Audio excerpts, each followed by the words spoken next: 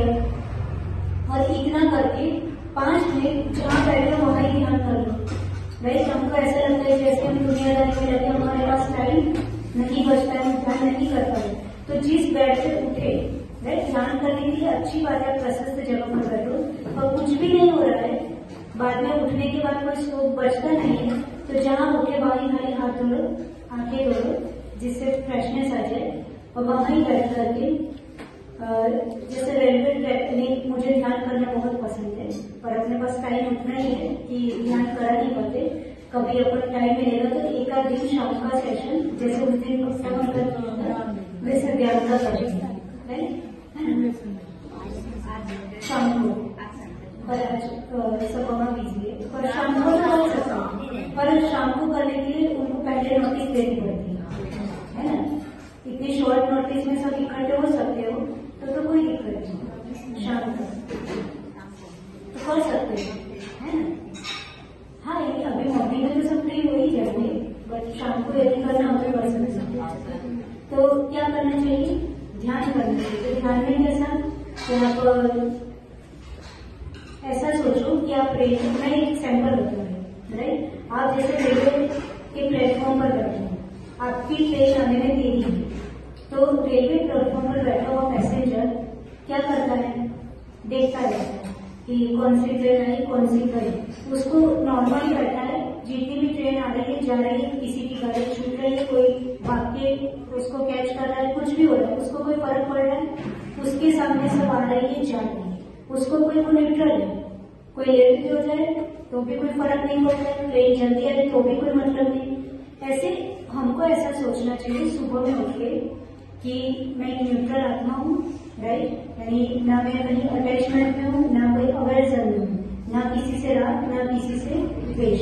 और ऐसे अपने आप को थर्ड पार्टी समझ करके, जैसे वो पैसेंजर आने वाली ट्रेन को ऑब्जर्व करता है पर छोड़ देता है, उस पर कोई रिएक्ट नहीं करता है, वैसे ही हमको अपने थर्ड पार्टी बन करके अपने थॉट्स को ऑब्जर्व करने का। यानी उठे तो हो सकता है हम तो ऑब्जर्वर की इस तरह बैठ गए, तो जो पहले मॉर्निंग में उठते हैं तो वैसे ही थॉट प्रोसेस जो होती है वो स्लो होती है, क्योंकि रात भर का दिमाग क्या हो जाता है, शांत हो जाता है, विकल्पों का लेवल कितना होता है, बहुत कम होता है, तो थॉट पैटर्न बहुत शांत होती है, मन बहुत काम होता है, पर फिर भी दिमाग कुछ न कुछ तो सोचता है, राइट। तो हमको उसको प्रेशराइज नहीं करना है कि तुम बहुत अच्छा सोचो, राइट, कुछ भी प्रेशर नहीं करना है, वो पैसेंजर की तरह बैठ जाओ, आंख पे हाथ पे हाथ रख के जेंटली आईज को क्लोज कर दो।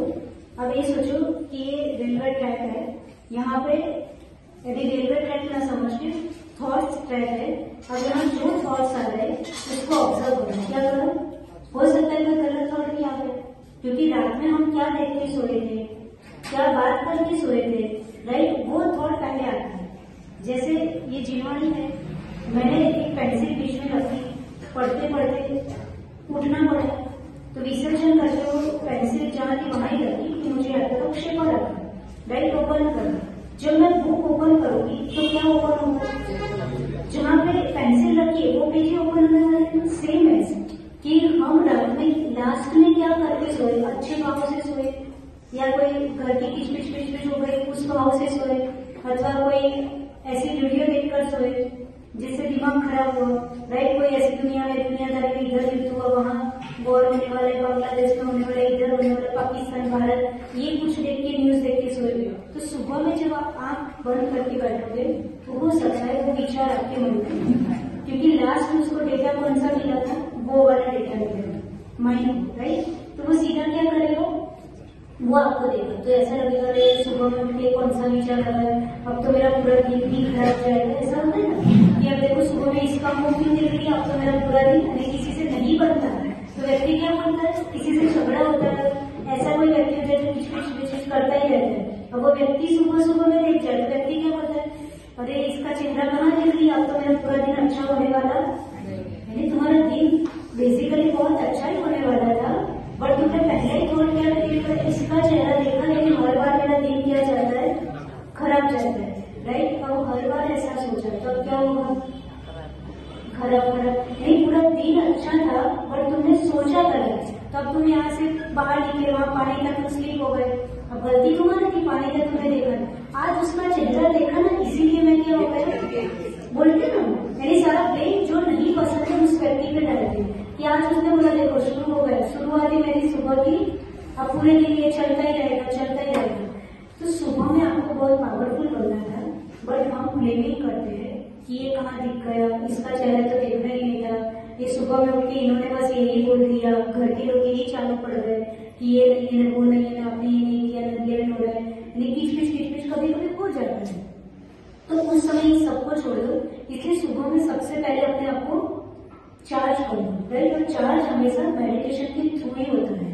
जैसे हम बैटरी किससे चार्ज करते हैं, मोबाइल चल रहा है तो मोबाइल कैसे चार्ज होता है, उस बैटरी को क्या करते हैं, चार्ज करते कि नहीं, है ना। और कभी कभी हम बाहर जाते तो सोचते कि लाइट मिलेगी कि नहीं, होगा कि नहीं, चार्ज बोर्ड मिलेगा कि नहीं, तो क्या करते हैं, पावर बैंक साथ में लेके जाते हैं। यानी कितनी चिंता है कि मोबाइल डिस्चार्ज ना हो जाए, एक पावर बैंक और साथ में लेके जाते हैं कि वो चलता रहना चाहिए, चाहे 2 दिन भी मिले कि ना मिले, पावर बैंक से हम चार्ज रहे।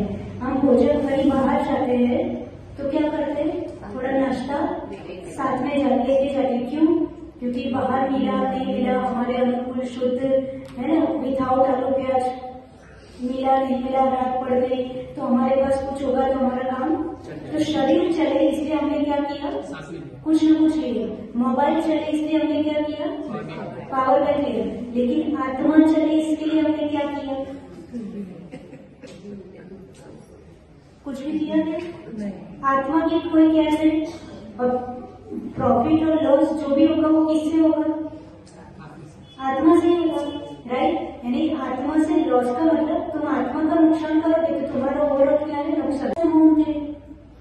यानी 12 साल का मौत रखना कोई इजी खेल है, लोग 12 मिनट का नहीं रख पाते है ना, 12 मिनट का नहीं रख पाते, 12 वर्ष तक मौत रहा, और 12 वर्ष मौत रहने के बाद भी हुआ क्या, थोड़ा सा कुछ हुआ तो वो सहन नहीं कर पाए, उस परिस्थिति को फेस करने की ताकत उनके पास और उनकी आत्मा के पास नहीं थी, इसलिए उन्होंने ब्ला स्टार्ट हो गए। तो आचार्य यही कह रहे कि अकेला बाहर का मत करो, कुछ अंदर का भी करो, और अंदर का करने के लिए, अंदर का प्रैक्टिस आत्मा का करने के लिए ध्यान करना पड़ेगा। तो जो मेन है उसको हम कभी नहीं देखते, और बाकी बाहर का बहुत कुछ। आपको पता है पूजन करने के बाद क्या करना चाहिए, ये आपका विसर्जन हो जाता है ना, उसके बाद क्या करना चाहिए, इसी का क्या करना चाहिए, जैसे 5 लब्धि अपन ने उस समय समझी थी, आप ये समझो कि आप बहुत अच्छे से भक्ति पूर्वक पूजन कर रहे हैं, राइट। और बीच में किसी को क्षरक्षम विशुद्धि लब्धि प्राप्त हुई और देशना लब्धि आपको मिल रही, तो मैंने बताया ना वो 5 लब्धि क्या होनी चाहिए, कांस्टेंट होनी चाहिए। ऐसा नहीं कि आज एक प्राप्त हुई, कल दूसरी, कल बीच में ब्रेक आया तो फिर खत्म। तो समझो कि आपको भगवान की औरा में बैठ करके क्षरक्षम लब्धि, विशुद्धि लब्धि, देशना लब्धि प्राप्त हुई, आपने उतने ध्यान से, उतने अहोभाव से और इतने सम्मान पूर्वक, इतने विनय पूर्वक, आत्मीयता से आपने देशना को ग्रहण किया, राइट। कोई कितने भावों से ग्रहण करता है उसका भी इम्पैक्ट होता है। तो आप समझो आपको देशना लब्धि भी होगी, राइट। तो यहाँ से उठ के आपने क्या किया, 3 लब्धि सपोज हो गई, यहाँ पॉसिबिलिटी है, राइट, हो गई। फिर यहाँ से उठ के कोई घर जाके कपड़ा धोएगा तो बाकी 2 लब्धि कहाँ होगी,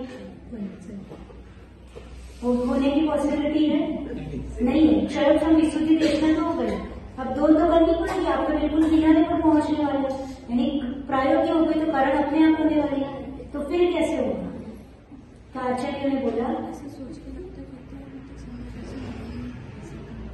माता जी बोले फिर ऐसा सोच के तो लगता है अब तक किसी को सम्यक दर्शन नहीं हुआ, राइट। तो क्या करना चाहिए, फिर उसके बाद ध्यान करना चाहिए कि हमने जो भगवान के दर्शन किए, अभिषेक किया, पूजन किया, प्रवचन सुना, तो शांति से बैठ के उन सबको क्या करना चाहिए, धारणा में लाना चाहिए। उसको 5 मिनट भी 10 मिनट भी बैठ के क्या करना चाहिए, आराम से भगवान का चिंतन, उन बातों का चिंतन करना चाहिए।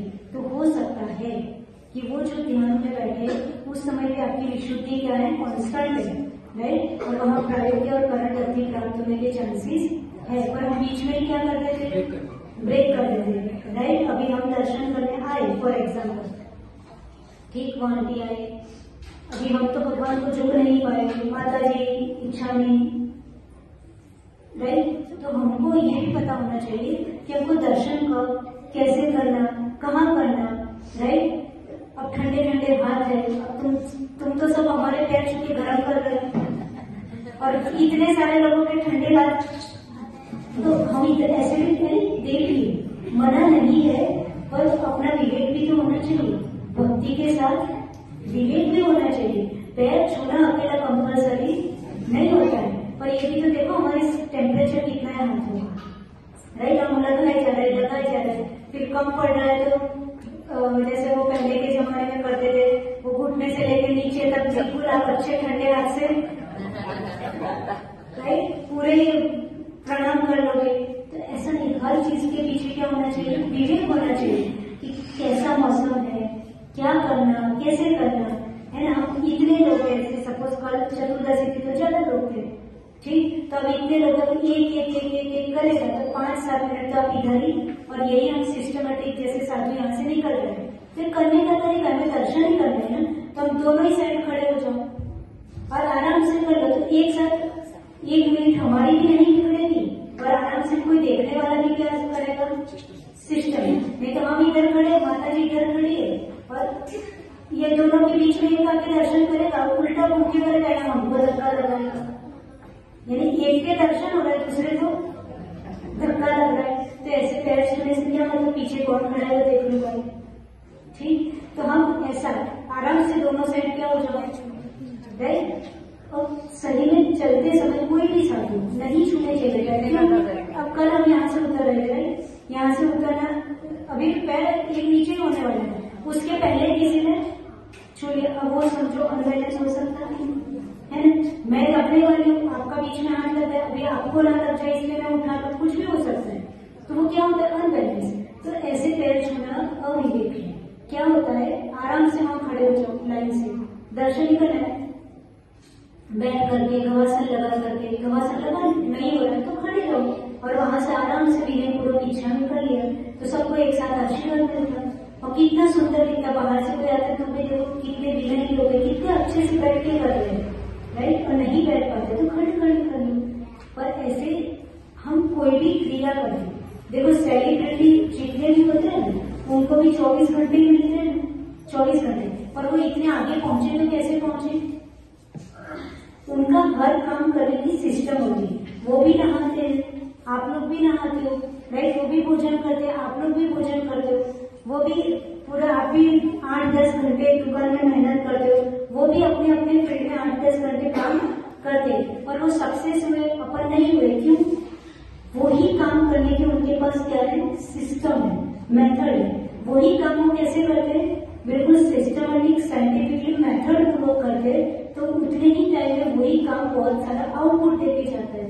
तो इसी को इस शास्त्र में बोला है विवेक, कि सिस्टम के साथ आप काम करोगे तो वही भक्ति आपको क्या ज्यादा फल देगी, और प्रभावना का कारण होती है। प्रभावना क्या होती है कि हम कैसे अपना काम कर रहे हैं, वही हमारी प्रभावना का कारण बनती है। तो मैं क्या समझा रही थी, ध्यान, राइट। तो वो जो पैसेंजर जैसे ट्रेन को ऑब्जर्व करता है, वैसे आंख बंद करके सुबह में सबसे पहले, अच्छा लफ्जी समझा रही थी बीच में,